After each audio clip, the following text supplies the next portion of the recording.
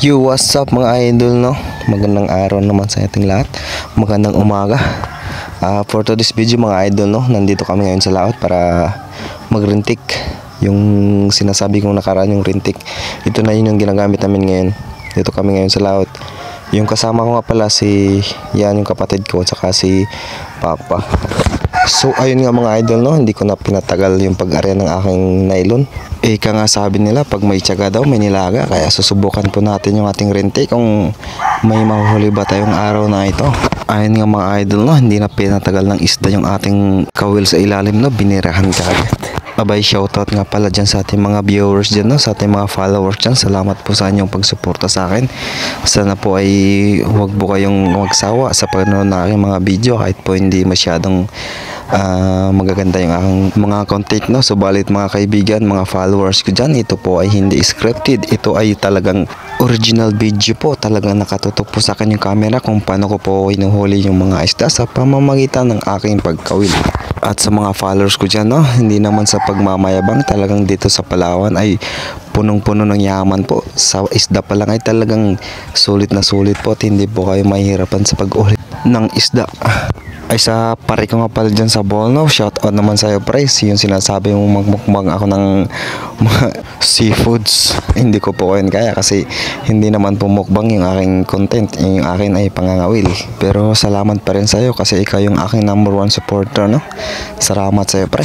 Siya nga pala mga idol nyo, yung pamamaraan ng pagrindik sa amin, dapat makulimin yung panahon, tapos hindi masyadong mainit. Yan talaga yung pinaka the best na panahon para kumain yung isda dito. Siya nga pala mga idol, no, yung nahuhuli namin na isda sa rintik na yan ay yung solid na solid na pula, tapos meron ding dalagang bukid. Yung kasi yung malimit na kumakain pag ganitong makulimlim yung panahon, yan yung isda na yan, yung malimit kumakain sa kayong dalagang bukid.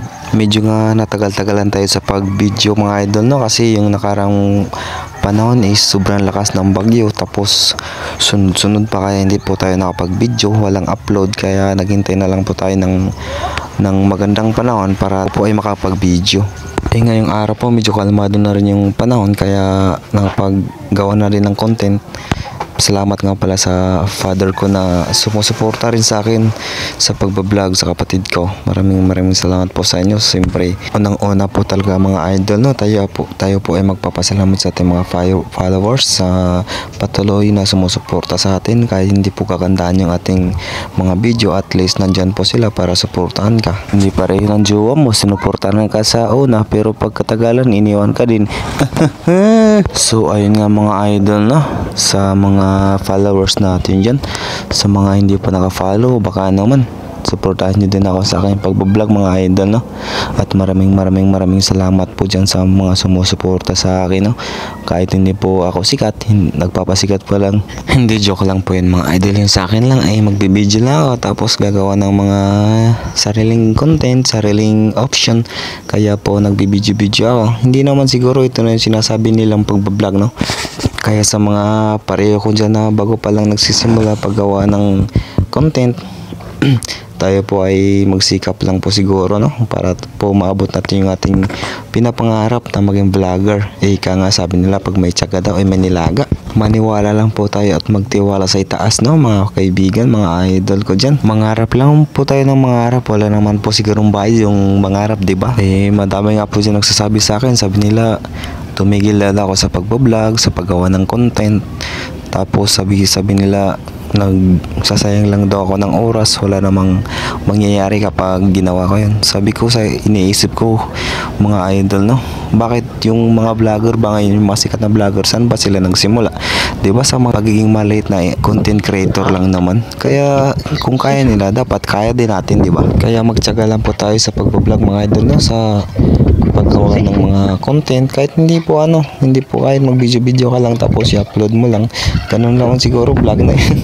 At salamat nga pala kay Lord, no, kasi hindi po tayo pinapahirapan ngayon sa paghuli ng isda. So ayun nga mga idol, no, ito po yung kuha namin, no, napakarami. Thank you Lord, salamat po Lord, thank you so much. Ayan po, pauwi na kami. Nakawali po kami ng yung tulingan, 3 piraso. Ayan po, lalaki, grabe. Ayan, Oh, di ba? Ang sarap yan ano. Ang sarap yan ipaksyo mga idol. Paksyo tapos sinigang. Kalating araw lang kami sa laot kasi medyo may kuha na din kami kaya baka baka pumula yung mata, wala kaming dalang kasing wala kaming dalang ice, kumbaga yelo, kaya yan pala yung mga idol na dyan, yan po yung huli namin. At yan nga pala mga idol, yan po yung isla namin, no? Yung pangalan po yan ng Barangonan, Linapakan, Palawan po. At yan po mga idol, yan nga pala yung tinatawag na na dalagang bukid. Yan po yung green na yan. Yan po yung dalagang bukid, mahal po yan dito sa amin. Mas may malalaki pa po dyan, yan ang maliliit lang po nakuha namin. At syempre kahit yan lang po yung huli namin, nagpapasalamat din pa ako kay Lord kasi kahit pa paano pinagbigyan din tayo sa ating kahilingan na sana ay makakawa tayo ngayong araw na ito. Goods na po yun. Ayan. Yan po yung solid yung tawag dyan sa amin, solid na pula. Ito pa guys,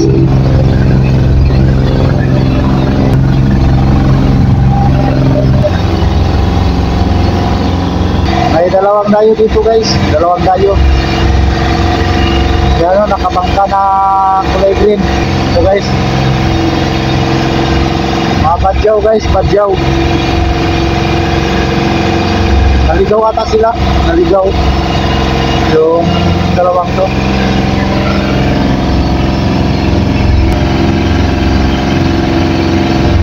Magkapatid na tayo itong badyaw na to, magkapatid.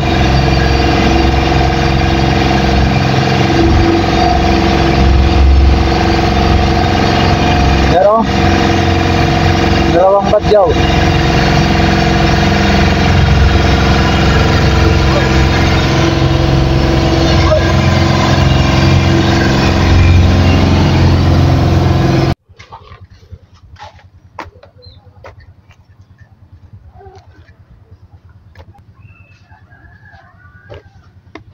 Duro ah.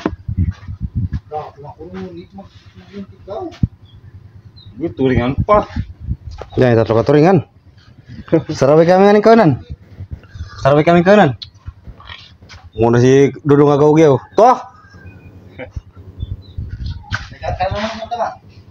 Ay, okay. Si Raunik.